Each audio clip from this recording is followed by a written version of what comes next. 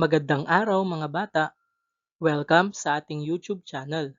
Muli, ako si Teacher JM at ngayong araw, ating pag-aaralan ang Filipino 3 ng Revised K-12 Curriculum.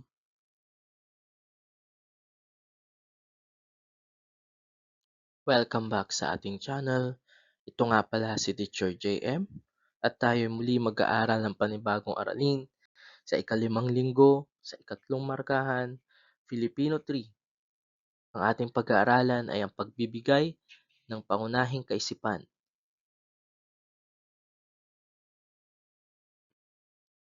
Halina't tayo'y muling matuto ng ating aralin. Handa na ba kayo? At ang layunin ng araling ito, ikaw ay inaasahang makapagbibigay ng mga sumusuportang kaisipan at pangunahing kaisipan ng tekstong binasa at makakapagsipi ng maayos na mga liham.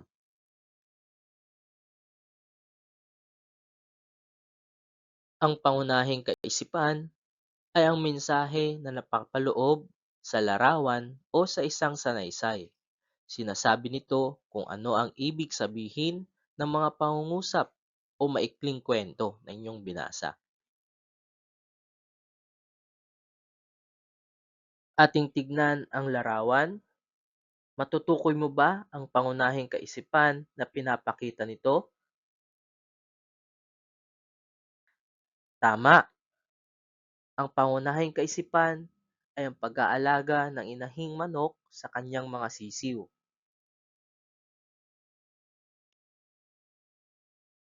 Narito ang ilan sa mga paraan kung paano matutukoy ang mga idea. Sumusuporta man ito o pangunahin. Ang una ay ang paglalahad. Ito ay isang paraan ng mga pagpapahayag na naglalayong linawin ang isang idea o konsepto, bagay o kaisipan na lubos na maunawaan ng nakikinig o bumabasa.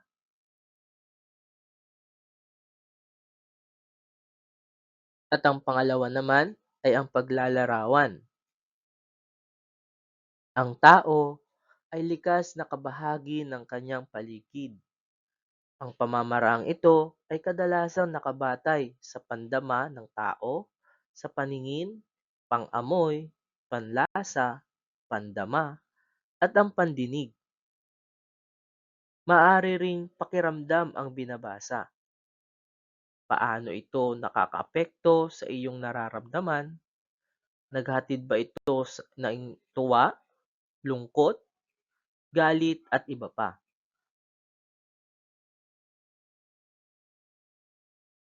At ang pangatlo ay ang pangangatwiran. Kailangan nating kilalanin na kung tayo ay tumutukoy sa pangunahin o sumusuportang idea ng isang akda o sulatin, laging kailangan na may sapat tayong ebidensya o katibayan. Mas mahihikayat natin ang ating mga mambabasa o tagapakinig na hindi lamang tayo nagsasabi ng ating pansariling opinyon, bagkus ay wasto o tama ang ating mga sinasabi o binabahagi.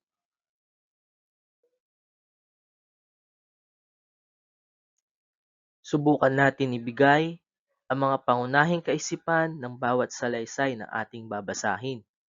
Handa na ba kayo?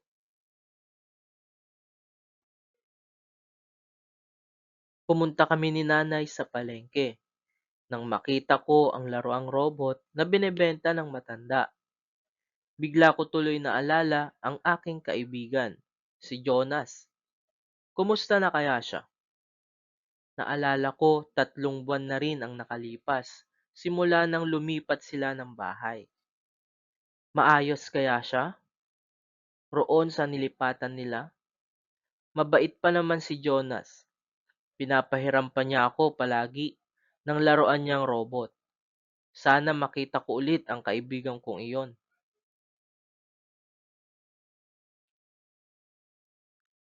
Ano ang pangunahing kaisipan sa binasang salaysay?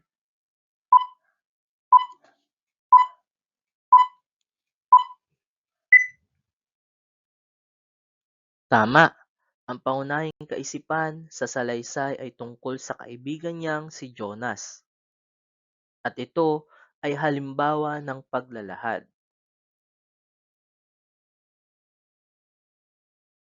Laging pinapaalala ng gobyerno ang mga dapat sundin upang maiwasan ang pagkalat ng COVID-19. Kumain ng masustansyang pagkain upang lumakas ang ating resistensya. Kailangan daw na palaging maghugas ng ating mga kamay at gumamit ng alkohol. Lalabas lamang ng ating tahanan kung kinakailangan, at dapat na magsuot ng face mask at face shield. Dapat din magkaroon ng social distancing at iwasang magkumpol-kumpol. Tunay nga na mas maging disiplinado tayo sa ating mga sarili upang maiwasan ang nating mahawaan ng sa gayon ay maging ligtas rin ang ating pamilya.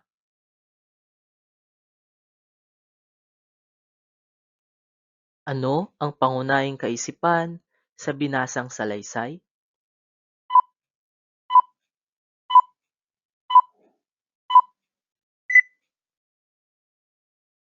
Tama, ang pangunahing kaisipan sa salaysay ay tungkol sa paano maiiwasan ang COVID-19, at ito ay halimbawa ng pangangatwiran. Tuwing umaga, gustong-gusto ko talagang pagmasdan ang makukulay na bulaklak sa hardin ni nanay. Nakakagaan ng pakiramdam ang mababangong amoy ng mga ito, pati na ang malalamig na simoy ng hangin. May pula, puti, dilaw, at kahel na mga kulay ng bulaklak. Ito talaga ang pinakapaborito kong bahagi ng aming bahay o tahanan.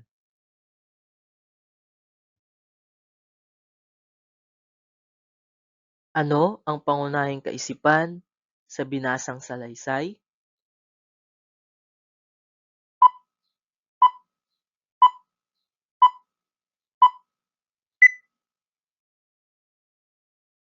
Tama, ang pangunahing kaisipan ng salaysay ay tungkol sa pinakapaborito niyang parte ng kanilang bahay, at ito ay halimbawa ng paglalarawan. Maraming salamat sa inyong pakikinig. Sana ay marami kayong natutunan sa araling ito. Muli, ako si Teacher JM, at huwag kakalimutan mag-subscribe sa ating YouTube channel, like, comment and share, and click the notification bell for more videos.